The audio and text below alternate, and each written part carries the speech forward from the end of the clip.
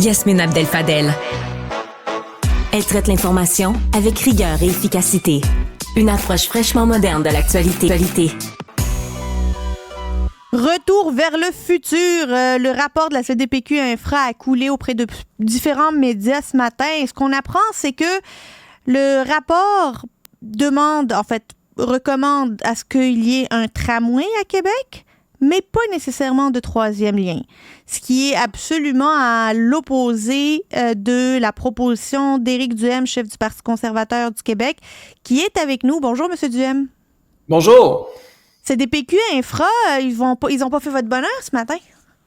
Non, pas vraiment. Ils n'ont pas fait le bonheur de l'écrasante majorité des gens de Québec. C'est surprenant, pour pas dire décevant, de constater que la Caisse de dépôt arrive avec deux idées.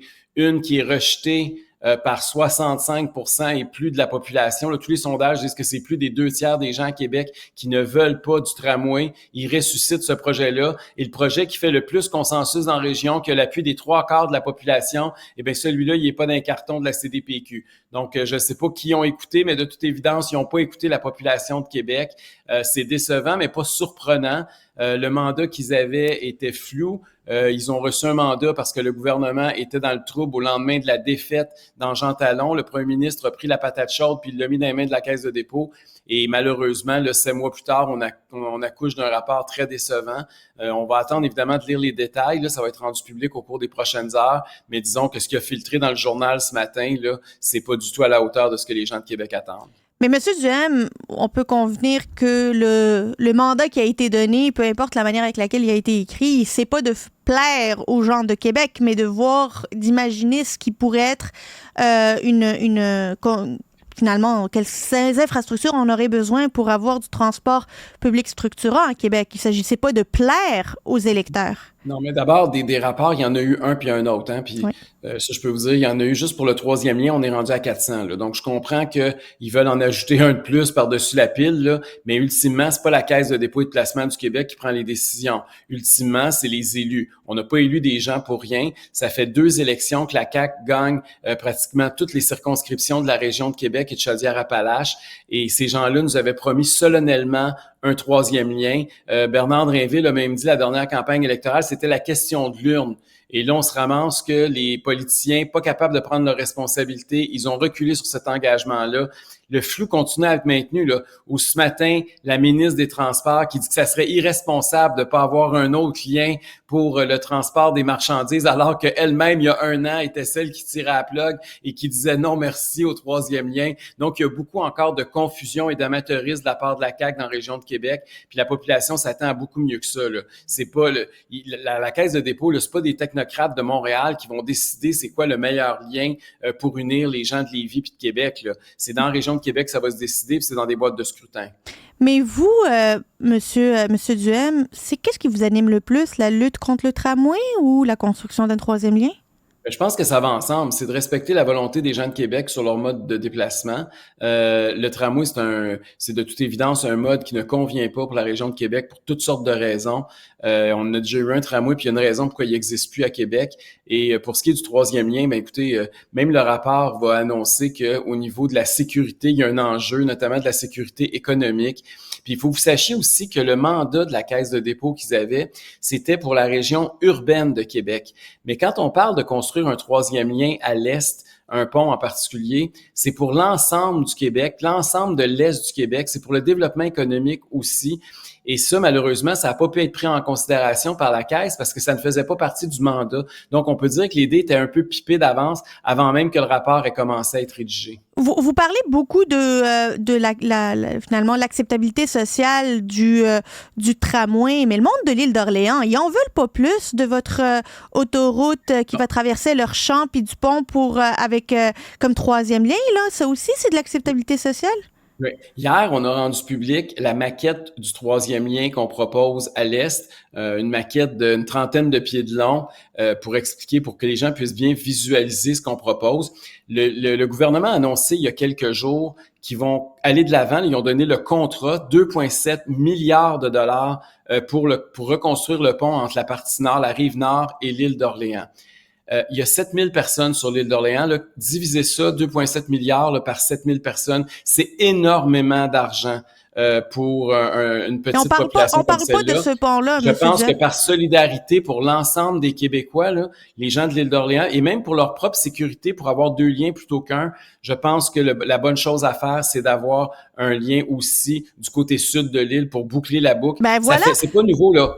Mais ils sont pas d'accord avec vous, mais vous voulez quand même les remettre dans la gorge. Alors, c'est quoi qui est différent entre le tramway puis Ça fait 50 ans que les gens de l'île d'Orléans savent qu'il y a un projet dans les cartons du ministère des Transports du Québec pour traverser l'île puis aller se connecter au reste du réseau.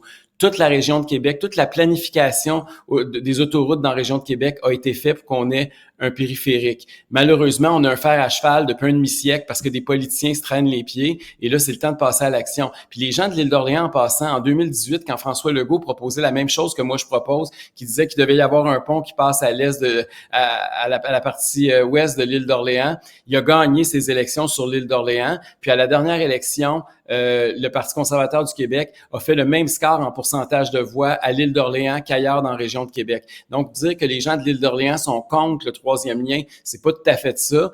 Il y a beaucoup d'agriculteurs, par exemple, qui seraient très heureux présentement d'avoir un lien au sud pour des questions économiques. Puis aussi, faut se le dire, là, quand le pont bloque, puis j'étais animateur de radio assez longtemps pour le savoir, là, on vivait des drames. Là, quand les parents qui sont pris d'un bord, les enfants de l'autre, je veux dire, le fait d'avoir un deuxième lien pour des insulaires avec la terre ferme, c'est toujours une bonne nouvelle. Mais comment vous justifiez qu'à Québec, dans les intentions de vote, le Parti québécois qui est pour le tramway, qui est contre le troisième lien, soit premier, alors que vous, qui menez la bataille contre le tramway et pour le troisième lien, vous n'êtes pas capable de compétitionner avec eux? Bien, c'est sûr qu'on n'a pas beaucoup de visibilité si vous comparez par rapport au Parti québécois. Je pense que les gens de la région de Québec sont très déçus, pour pas dire fâchés, de ce que la CAQ a fait, du fait que la CAQ nous a menti puis nous a roulé dans la farine, hein, parce que nous, avec la CAQ additionnée, là, les gens qui étaient pro-troisième lien aux dernières élections, c'était plus de 70% des votes dans la région. Il y a même des comtés où c'était plus de 88% des votes. Donc, les gens de Québec ont envoyé un message clair et là, ils se sont retrouvés, qu'ils se sont fait rouler dans la farine par François Legault et ses députés. Ils ont voté pour le Parti québécois parce que souvent, c'était des anciens péquistes qui sont retournés dans leur ancienne pantoufle. Mais j'ai l'impression que plus le Parti québécois va montrer ses couleurs et va rappeler qu'il est contre un troisième lien et qu'il est pour un tramway, plus il va dégringoler, il va descendre aussi vite dans les intentions de vote dans la région de Québec qu'il a monté au cours des derniers mois. Ce Duhem, Parti conservateur du Canada, on voit que vous épousez beaucoup de leurs idées, que vous êtes membre, vous ne l'avez jamais caché, vous avez toujours été transparent là-dessus pour dire que vous étiez membre du Parti conservateur du Canada, mais on voit qu'il y a de vos anciens candidats là, au provincial qui font le saut au fédéral. Oui. Vous, est-ce que vous allez bientôt nous annoncer que vous allez faire le saut, M. Duhem? J'ai déjà répondu à vos questions. Comme vous le savez, c'est pas la première fois que vous me posez ces questions-là. Ma réponse va être la même. Moi, je me suis engagé en politique québécoise pour 10 ans. Ça fait à peine de 3 ans et quelques mois. J'ai l'intention de compléter mon mandat. Cela étant dit, vous avez raison. Je suis membre du Parti conservateur du Canada. J'appuie Pierre Poilievre. Je vais voter pour Pierre Poilievre lors de la prochaine élection fédérale et j'espère qu'il sera le prochain premier ministre du Canada. Fait que vous y allez pas. C'est ça que vous nous confirmez. Vous avez tout compris. Ah, c'est la première fois que c'est aussi clair que ça, M. Duhem, je dois le dire. Les autres fois, vous aviez dit... Ça a toujours été clair, là. C'est pour ça que je repose des questions. En passant, là, j'encourage les candidats qui se présentent présentement, de nos candidats qui se présentent sur la scène fédérale. Il y en a eu quelques-uns qui ont annoncé, il y en a d'autres qui vont annoncer dans les prochaines semaines. Je pense que c'est important que l'image de marque conservatrice au Québec continue à prendre de l'expansion. Et je pense que c'est gagnant-gagnant, autant pour le Parti provincial que fédéral, d'avoir des candidats, des organisateurs qui s'impliquent aux deux niveaux. Quand est-ce qu'on va entendre Pierre Poilievre sur les questions comme l'immigration, les demandeurs d'asile? Quand est-ce qu'on va avoir des propos de ça? Parce qu'il intervient pas beaucoup dans les sujets les plus chauds. Là. Lui, il est comme sur le logement puis l'inflation. Le reste, il s'en fout un petit peu. Il est plus discipliné que moi. C'est ce que je comprends de votre message, mais il répond moins aux questions des médias. Je vois que son affaire fonctionne très bien. Et je pense que j'ai pas de conseils à lui donner. Là. Je pense qu'il mène sa barque très, très bien. On voit qu'il y a une belle progression depuis qu'il est devenu chef du Parti conservateur du Canada. Et j'ai confiance qu'il va avoir des positions concrètes et claires. On a déjà parlé ensemble de ces enjeux-là. C'est quelqu'un qui est très sensibilisé à ce qui se produit. Puis quand vous dites qu'il parle pas d'immigration, au contraire, je trouve qu'il en parle beaucoup. Là. Quand il parle de la question du logement, une des raisons pourquoi il parle de la crise du logement, et justement, il dénonce le fait que cette crise-là est en partie provoquée par les politiques d'immigration du gouvernement de Justin Trudeau. Donc, je pense qu'il en parle, mais peut-être pas dans les termes que vous voulez, mais il en parle abondamment. Éric Duhem, chef du Parti conservateur du Québec, merci beaucoup d'avoir été avec nous. Et peut-être chef un jour ministre du Parti conservateur, du gouvernement conservateur de Pierre Poilievre. Ne sait-on jamais. J'abandonne pas de vous poser la question. À très bientôt. Faites votre job, moi je fais la mienne. Merci beaucoup, bonne journée. Au revoir.